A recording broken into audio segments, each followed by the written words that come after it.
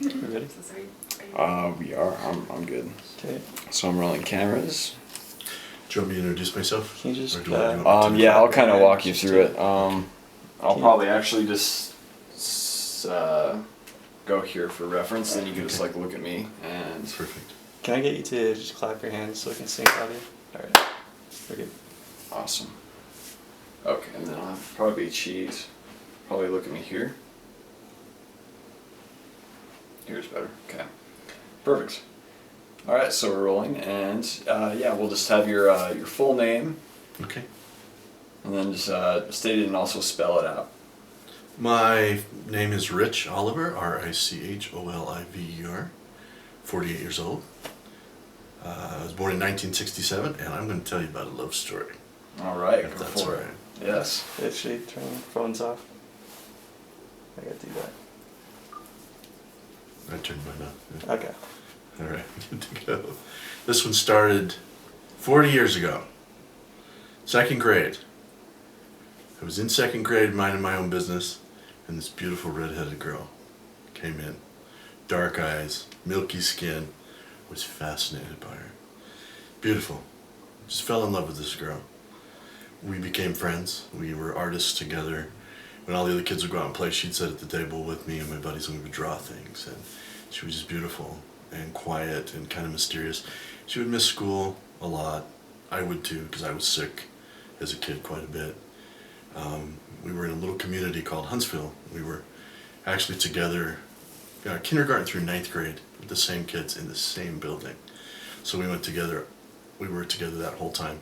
In sixth grade, we had a teacher that really loved to teach ballroom dance and some different things. And at that time, she and I kind of were the taller kids in the class, so we were always partners dancing together.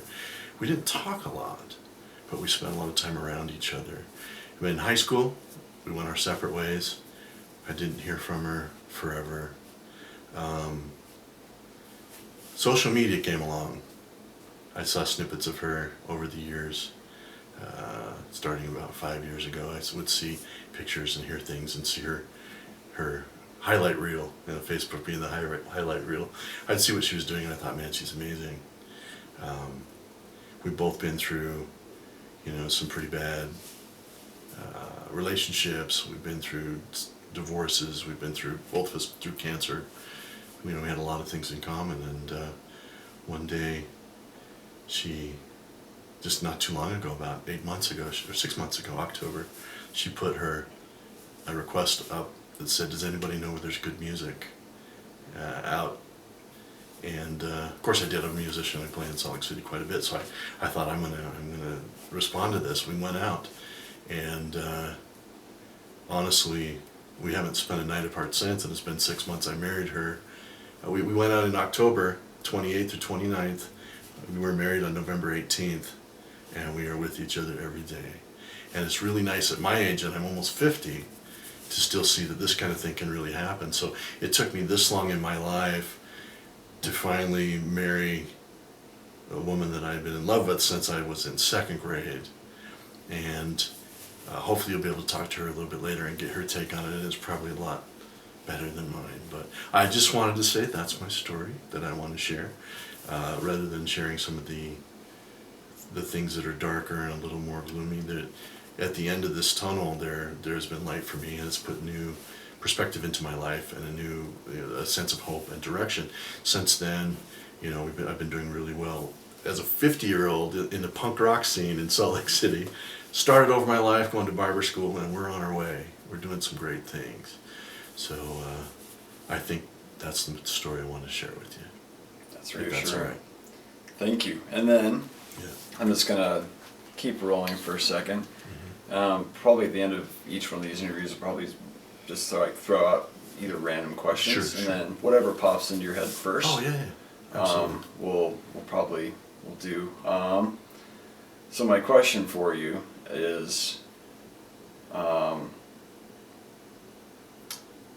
having gone through all of that, would you do everything the same again to reach that same conclusion? Same conclusion? You know what? There are certain things I really like about my life. I love my kids. Love them. Best thing I've ever done. And so if I had changed those variables, I think that I would have missed that out. If I could keep them in the equation, absolutely. If I had been able to somehow run into Melissa right out of school and high school, and we had done this, and we would have been able to bring in the same kids, absolutely. So that's I know that's kind of fantastical to think about that. Also, there are a lot of things I think at this point. There are a lot of hard things in retrospect I look at that kind of brought me to where I am today. That I probably wouldn't change. We've talked about this before, and we thought the hardships in our lives brought us to the point where we could appreciate this moment in time, where we might not have had quite the appreciation of it if we had started this off earlier. So I would say at this point, wow, some rough things I might want to change. I definitely would have bought property in Huntsville when I was in high school. I would have invested in Apple computers. But other than that, I think it's brought me to where I am. So I would have to say, I would have to let it be what it is. That's excellent. Perfect. All right, we'll cut that. Thanks. Thank you. Yeah. You up, Mama? Precisely what we want to see with everything on all these.